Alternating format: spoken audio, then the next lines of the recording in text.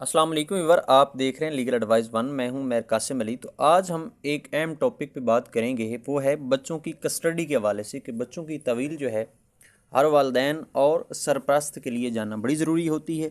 इस वीडियो में पूरी तफसील और कुछ जो है सुप्रीम कोर्ट की जजमेंट्स जो हैं बच्चों की कस्टडी के हवाले से वो भी आपसे जो है डिस्कस करेंगे। पाकिस्तान के कवानीन और शरीयत का इम्तजाज। बच्चों की तवील के मामलात में इस्लामी असूलों को ज़्यादा तरजीह दी जाती है। मुल्की कानून के मुताबिक बच्चे की फलाह व बहबूद को सबसे ज़्यादा अहमियत दी जाती है। बुनियादी असूल कौन से हैं? बच्चे की बेहतरीन दिलचस्पी अदालतों के फ़ैसलों की बुनियाद होती है कि बच्चे की दिलचस्पी कौन सी है। जज्बाती, तालीमी और माली पहलू को मद्देनज़र रखा जाता है। दूसरे नंबर पे वालदैन के हकूक़ का तयन। अब वालदा के हकूक़, इब्तदाई उम्र में ज़्यादा हक होता है वालदा का। इस्लामी कानून के मुताबिक 7 साल की उम्र तक लड़का और बलोगत तक लड़की अमूमन वालदा के पास रहते हैं। वालदा को बच्चे की परवरिश के लिए सबसे बेहतर समझा जाता है, ख़ास तौर पर इब्तदाई उम्र में, यानी जब बच्चा छोटा होता है। शराइत कौन सी हैं? वालदा को इखलाकी तौर पर ज़िम्मेदार होना चाहिए। अगर वालदा दूसरी शादी करती है तो अदालत इस पर नज़रसानी कर सकती है, यानी फ़ैसले को तब्दील भी कर सकती है। मतलब क्या है कि बच्चों की कस्टडी को वालिद के पास भी जो है, वालिद की तरफ भी फ़ैसला कर सकती है कि बच्चों की कस्टडी जो है वो वालिद के पास होनी चाहिए। ठीक है। अब वालिद के हकूक़ कौन से हैं? 7 साल के बाद लड़के का हक। लड़का जो है 7 साल की उम्र के बाद अमूमी तौर पर वालिद के पास चला जाता है।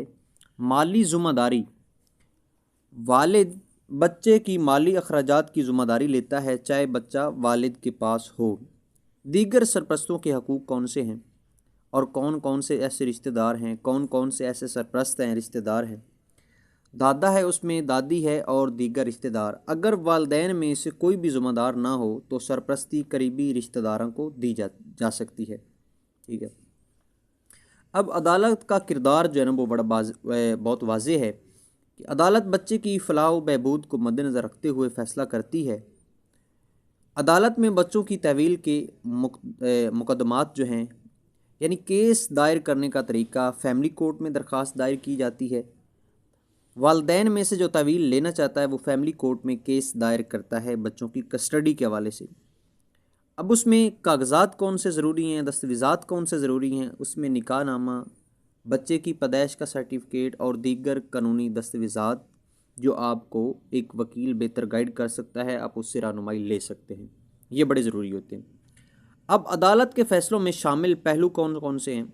बच्चे की तालीम और सेहत को का ख्याल रखा जाता है। अदालत ये देखती है कि बच्चे को बेहतर तालीम और सेहत फराहम की जा रही है या नहीं की जा रही। बच्चे की बेसिक नीड्स को पूरा किया जा रहा है या नहीं किया जा रहा। बच्चे की ख्वाहिश, अगर बच्चा उम्र रसीदा है, आमतौर पर 12 साल या ज़्यादा है, तो अदालत बच्चे की ख्वाहिश को भी अहमियत देती है। अब बात केसेस में तख़ीर की कुछ वजूहात होती हैं, उसमें वालदैन की जानिब से गलत इल्ज़ामात लगाए जाते हैं, अदालतों का बोझ होता है। ठीक है।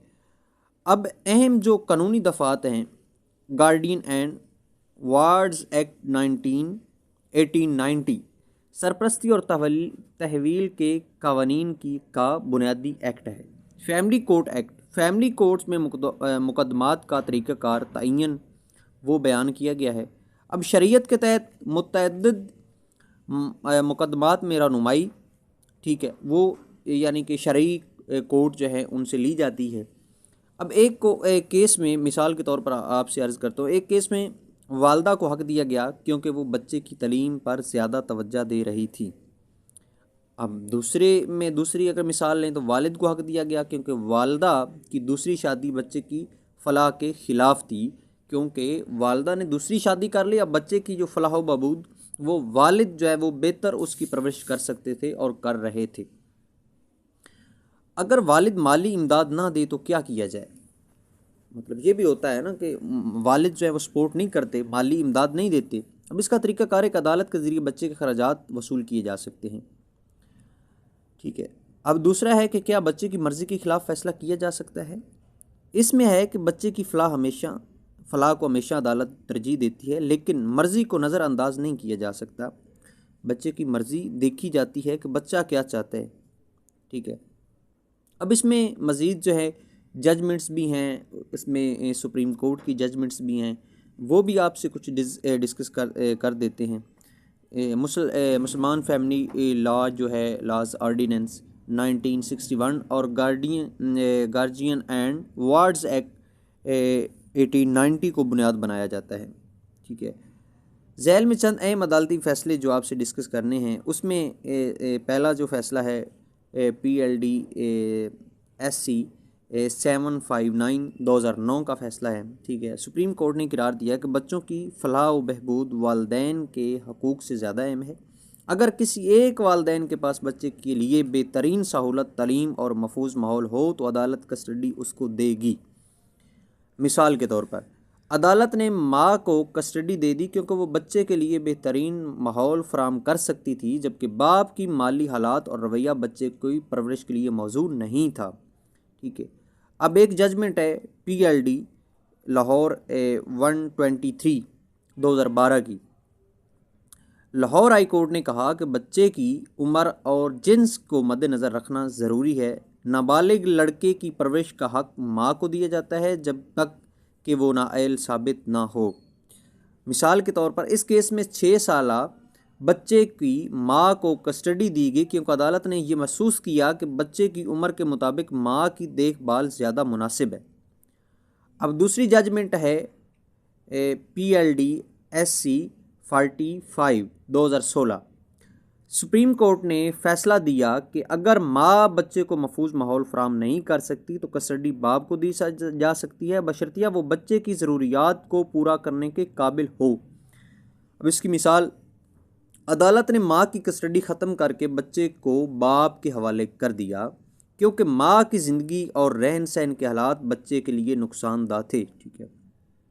अगली जजमेंट है CLC 2021, ठीक है, 451। अदालत ने बच्चे की कस्टडी के साथ मुलाकात के हकूक़ का भी जिक्र किया ताकि वो वालिदैन जिनके पास कस्टडी नहीं बच्चे से मुलाकात का हक़ हासिल कर सकें, ठीक है। मिसाल के तौर पर बाप को बच्चे से मुलाकात के लिए हर हफ्ते का दिन मुख्तस किया गया जबकि कस्टडी माँ को दी गई। अब इसमें दरख्वास्त का तरीक़ाकार है कि फैमिली कोर्ट में कस्टडी की दरख्वास्त दी जाती है। अदालत माली हैसियत, बच्चे की उम्र और वालिदैन की अहलियत को मद्देनज़र रखती है। तमाम शवाहिद जैसे माली मामलात, बच्चे की तालीम और माहौल की तफसीलात पेश करना ज़रूरी होती है। ये फ़ैसले ज़ाहिर करते हैं कि अदालतें हमेशा बच्चे की फ़लाह व बहबूद को मरकज़ी हैसियत देती हैं और वालिदैन के हकूक़ को बच्चे की ज़रूरियात के ताबे रखा जाता है। उम्मीद है आज की वीडियो आपके लिए बहुत ही अहम साबित होगी और आपको कुछ न कुछ समझने को और सीखने को मिला होगा। मिलते हैं नेक्स्ट वीडियो में, तब तक के लिए अल्लाह हाफ़िज़। अपना ख़ास ख्याल रखिएगा।